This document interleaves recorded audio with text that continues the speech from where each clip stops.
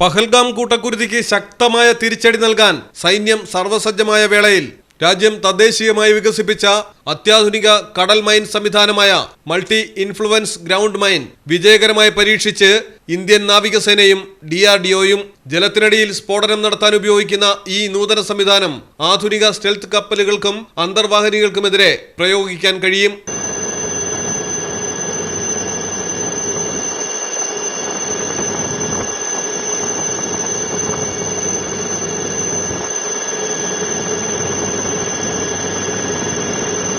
Indian നാവികസേനയുടെ ജലാന്തർഭാഗ യുദ്ധമുറകളുടെ ശേഷി MIGM വർദ്ധിപ്പിക്കുമെന്ന് പ്രതിരോധ മന്ത്രി രാജ്നാഥ് സിംഗ് വ്യക്തമാക്കി.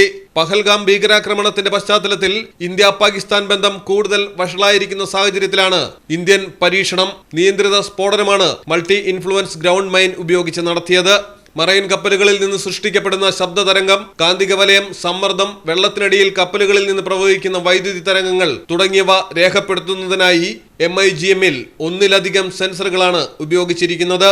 പഹൽഗാം ആക്രമണത്തിന് പിന്നാലെ INS സൂറത്തിൽ നിന്ന് വിജയകരമായി മിസൈൽ വിക്ഷേപിച്ച് നാവികസേന ശക്തി തെളിയിച്ചിരുന്നു. യൂണിയൻ റേഞ്ച് മിസൈലുകൾ ഉൾപ്പെടെയാണ് പരീക്ഷിച്ചത്. News desk Malayalam television.